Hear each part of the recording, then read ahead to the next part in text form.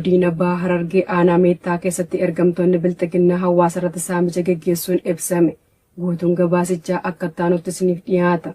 Godina Bahaa Harargee aanaa Meettaa Araddaa Waldaa Gammachuu jedhamu keessatti amajjii 30/2026 waraanni bilxiginnaa fi kaadiroonni sirnichaa wal ta'uun maqaa garaa da'oo godhachuun uummata saamaa turuu jiraattonni arraata biyyoolessa Oromiyaatti himan. Haaluma kanaan qonnaan bultoota maqaan isaanii obbo Subburee Ahmad, obbo Ibroo Hawwaa, obbo Ibroo Shemaa Ahmad, obbo Amadoo Abiroo fi obbo Kadir Amaaroo kanneen jedhaman maqaa kaffaltii buusaa gonofaa jedhuun qarshii 500 harkaa fuudhanii deemuu jiraattonni arraata biyyoolessa Oromiyaatti himaniiru. Araddaa kana keessatti hidhattoonni bilxiginnaa irra deddeebiin kaffaltii nagahee hin qabneen hawaasa irratti saamicha geggeessuu cimsanii jiraachuu ibsu. Tiksitoonni Impaayera Itoophiyaa ilmaan Oromoo karaa isaaniif danda'ame maraan dinagdee quucarsaa gama kaaniin immoo hidhaa hanga ajjechaatti gocha suukanneessaa irratti raawwachaa jiraachuun ni beekama.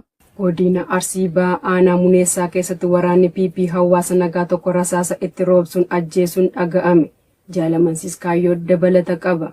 Godina Arsii Bahaa aanaa Muneessaa ganda Heeban Dhubboo jedhamu keessatti gurraandhala 2026 waraanni faashistii biltsiginnaa nama nagaa tokko kan maqaan isaa Bunkarii Badhaasu jedhamu maqaa hidhata waraana bilisummaa Oromoo qabda jedhuun rasaasa itti roobsuun ajjeesuu maddeen keenya bakkichaa arraata biyyoolessa Oromiyaatti himaniiru. Akka jiraattonni bakkichaa jedhanitti namni kun tuttuqaa siyaasa kamirraa walaba akka ta'ee fi maqaa hidhata waraana bilisummaa Oromoo qabda jedhuun qabanii mana hidhaatti darbuun erga hiraarsaa turanii booda mana hidhaa keessaa baasanii rasaasa itti roobsuun ajjeesanii reeffa isaa gatanii deemuu Oromiyaa Naashinaal Miidiyaatti dubbataniiru. Murni biltsiginnaa godina kana aanota hedduu keessatti ilmaan Oromoo adamsuun ajjechaa suukanneessaa irratti raawwachuutti dabaluun waraana bilisummaa Oromoo fakkaachuun saboota biroo ukkaamsanii ajjechaa jumlaa, gudeeddii, saamichaa fi ukkaamsanii mallaqa gaafachuun maqaa waraana bilisummaa Oromoo balleessuuf irratti hojjechaa turuu fi ammas itti fufee jiraachuu ragaalee fi gabaasaaleen hedduun ni addeessu. Lixa Wallaggaa aanaa Aayiraa keessatti waraanni PP qabeenya uummataa gubbuu fi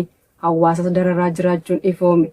Guutuu gabaasichaaf Jaalsabaa Fawwaa Gaarii. Godina Lixa Wallaggaa aanaa Aayiraa ganda warra Kuraasochii iddoo addaa Daaloo jedhamuun beekamu keessatti guraandhala 2026 waraanni murna maafiyaa PP maqaa dharaa uummata bakka hin buune waraana bilisummaa Oromoo waliin quba wal qabdu jedhu itti moggaasuun mana jiraattotaa gubaa turuu fi namoota reebuun dararaa turuu jiraattonni gandicharraa arraata biyyoolessa Oromiyaatti himan. Akka jiraattonni jedhanitti osoo yakkan dalagne maanguddoo maqaan isaanii Taarikuu Abdataa jedhaman jalaa mana jireenyaa gubanii deemuu himuun erga mana jireenyaa isaa ibiddatti shidanii qabeenya keessa jiru guutuu waliin barbadeessaniin boodas reebicha ulfaataa irraan ga'uun yeroo odeessi kun qindaa'etti du'aa fi jireenya gidduutti kan argamu ta'uu fi buufata fayyaa bulchiinsa magaalaa Bondowoo keessatti argamutti yaalamaa jiraachuu jiraattonni ifoomsaniiru. Maanguddoon kun qonnaan bulaa qonnaan maatii isaa jiraachisuudha. Hawaasa naannoo keessatti jaallatamaa fi siyaasa kam keessaas harka hin qabu. Garuu shiftoonni Abiyyi Ahmediin bobbaafaman safeeffannaa malee kan manaa fi qabeenya isaa guban irratti reebicha ulfaataa irraan ga'anii diinummaa isaanii jabeessanii mul'isan jechuun dabaluun jiraattonni eeran. Aanaadhuma kana jiraataa ganda Laaloo Suchii kan ta'e nama maqaan isaa Saamu'eel Ittaanaa jedhamu guraandhala 2026 osoo inni dogdoqqeen gara bulchiinsa magaalaa Bondowootti imalaa jiru hidhattoota sirna biltsiginnaa magaalicha keessa buufatanii jiraniin reebichi hamaan irratti raawwatamuu fi maallaqa giiphii isaa keessaa saamuun dogdoqqee isaas ibiddaan gubanii barbadeessuu jiraattonni ijaan argan Oromiyaa Naashinaal Miidiyaaf addeessaniiru. Godina Bahaa Wallaggaa bulchiinsa magaalaa Naqamtee keessatti ergamtoonni biltsiginnaa manneen hawaasaa diigaa jiraachuun himame.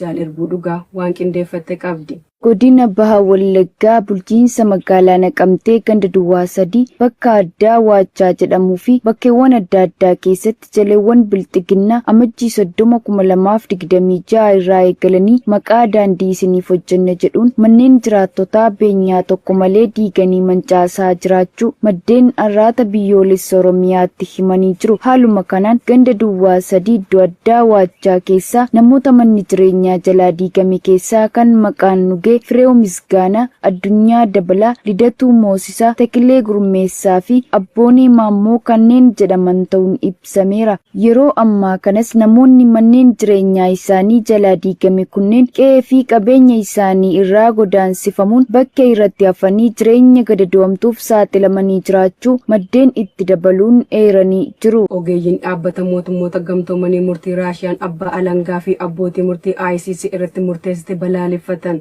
Bal'ina isaaf Jaalwabii Biyyaa. Ogeeyyiin mirga namoomaa dhaabbata mootummoota gamtoomanii abbaan alangaa manni murtii yakka idil addunyaa ICC fi abbootiin murtii ta'an 8 bakka hin jirretti manni murtii Mooskoon murtiitti murtaa'e balaaleffachuun tarkaanfiin kun seera addunyaa ifatti cabsuudha jechuun ibsaniiru. Muddee 12 manni murtii magaalaa Mooskoo himannaan gaa'un Raashiyaa lammiilee Raashiyaa seeraan ala himachuu jedhanii ibsaniin walqabatee abbaa alangaa ICC Kaarim Kaanee fi abbootii murtii 8 irratti murtii dabarseera. Qondaaltonni kunneen hidhaan waggaa 3 fi walakkaa hanga waggaa 15 kan itti murtaa'e yoo ta'u kan waggaa 15 itti murtaa'uun sadarkaa idil addunyaatti akka barbaadamu labsameera. Ogeeyyiin kunneen ibsi kennaniin murtoon kun seera addunyaatiin gatii hin qabneedha jedhan. Hojii abbaa seerummaa fi abbaa alangaa walabatee mana murtii idil addunyaan raawwatamee yakka gochuuf yaalii kanaan dura hin argamneedha. Himannaan kun akka jedhanitti ajajaidhaa bara 2023 pirezidaantii Vilaadimiir Puutinii fi koomishiinarii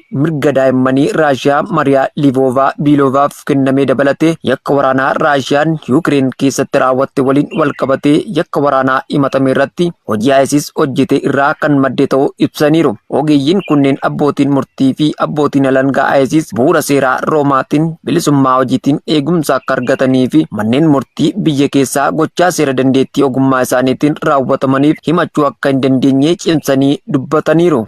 Sodaa fi aadaan of eeggannoo mooraa keessatti akka uumamu qorannoo fi mariin bilisaa akka laaffatu waldhabdeen barattootaa fi rakkoo nageenyaa akka ka'u akkasumas amantiin uummataa sirna filannoo irratti qabu akka gadi bu'u taasisa jechuun komee qaban har'aata biyyoolessa Oromiyaatti himaniiru. Gabaasicha waliin ani Wabii Biyyaan ture.